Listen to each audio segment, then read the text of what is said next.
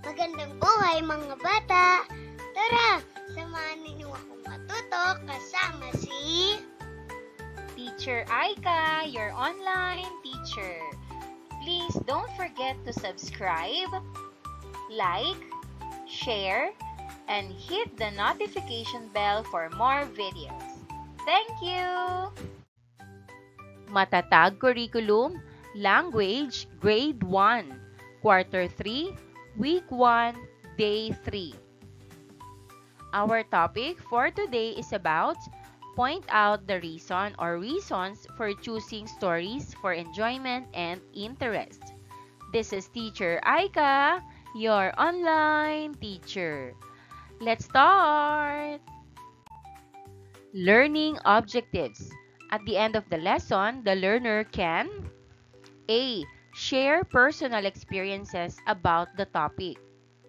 B. Recall details in a story viewed or listened to for enjoyment and interest. And C. Point out the reasons for choosing stories for enjoyment and interest.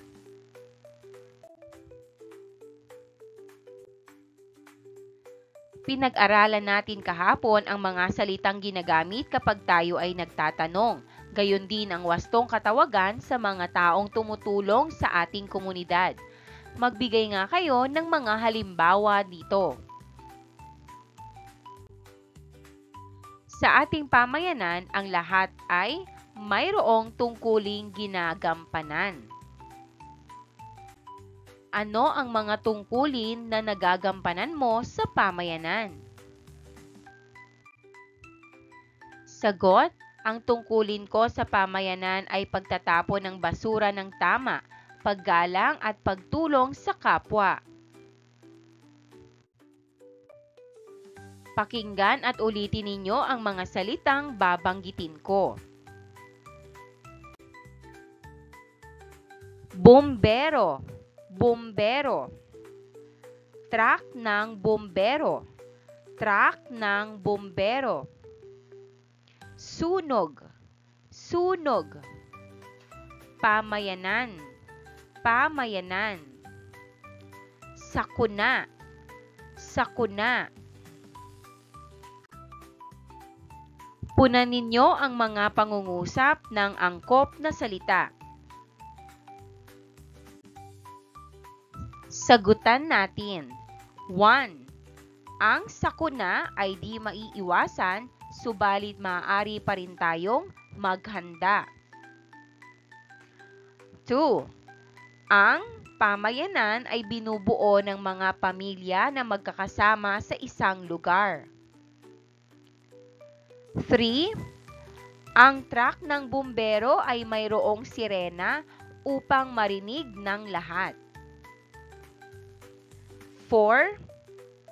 Ang mga bumbero ay umaapula ng sunog. 5.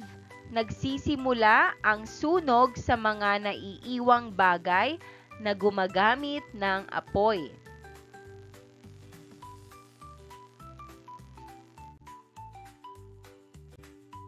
Basahin natin ang kwento.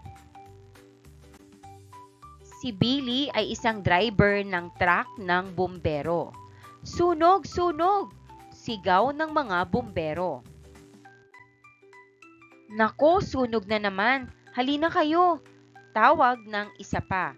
Gustong-gusto ni Billy na malinis at makintab siya. Ayokong madumihan, sabi ni Billy sa sarili. Billy, kailangan ka ng mga hayop. Tawag ng mga bumbero. Pakisuyo na, Billy. Kailangan ka ng lahat. Ganon ba ako kahalaga? Oo, Billy. Kaya halika na.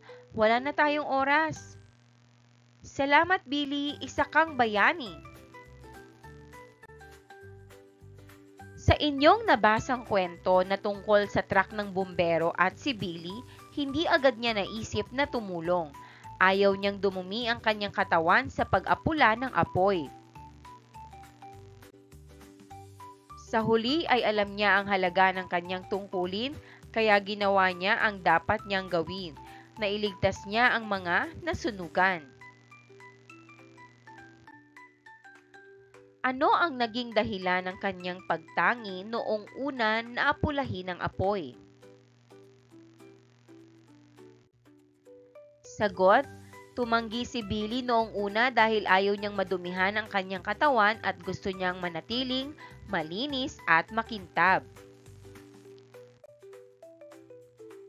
Nagkaroon na ba kayo ng karanasan na inisip ninyo ang inyong kaligtasan? Maaring sagot, oo, nagkaroon na, tulad ng hindi agad pagtulong kapag may delikadong sitwasyon upang masiguro muna ang aking sariling kaligtasan.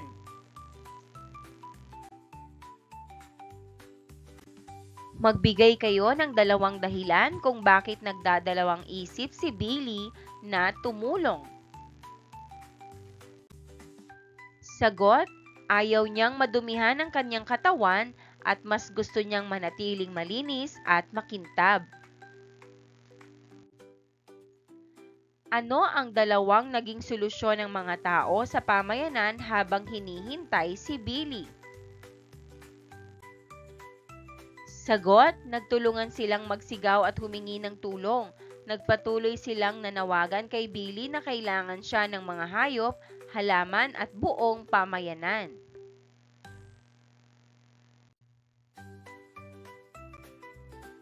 Sa mga naunang gawain ay sumagot kayo ng mga tanong tungkol sa kwento. Para sa bahaging ito, magkakaroon kayo ng pagkakataon na kumbinsihin si Billy na mahalaga ang papel na ginagampanan niya sa pamayanan. Ano ang mga tanong na maaaring itanong kay Billy upang makumbinsi siya na gawin ang kanyang trabaho? Maaaring sagot, una, Billy, paano na ang mga tao at hayop kung hindi ka tutulong? Pangalawa, gusto mo bang masaktan o mawalan ng tahanan ang mga halaman at hayop? Pangatlo, hindi ba't mas mahalaga ang pagliligtas ng buhay kaysa sa pagiging malinis? Sa mga naunang araw ay nahasa kayo sa paggawa at pagsagot ng tanong. Ano ang mahalagang naitutulong sa atin ng pagtatanong at pagsagot sa mga tanong? Maaring sagot, nagpapalawak ito ng kaalaman.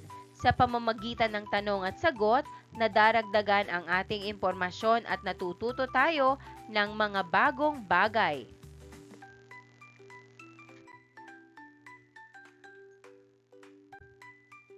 Piliin ang mga tanong sa tamang sagot. 1. Ano ang nangyari sa pamayanan ni Billy? Sagot, C. Nagkaroon ng sunog sa pamayanan ni Billy. 2. Saan nagsimula ang sunog? Sagot, E. Nagsimula ang apoy sa gubat. 3. Sino ang nakiusap kay Billy na tumulong? Sagot, A. Nakiusap ang mga tao at hayop kay Billy. 4. Paano nakumbinsi si Billy na tumulong? Sagot, B.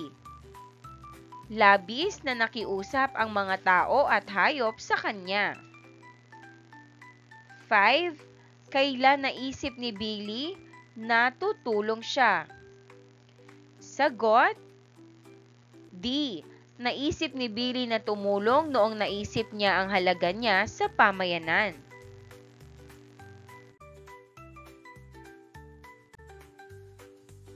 Magkakaroon kayo ng pangkatang gawain.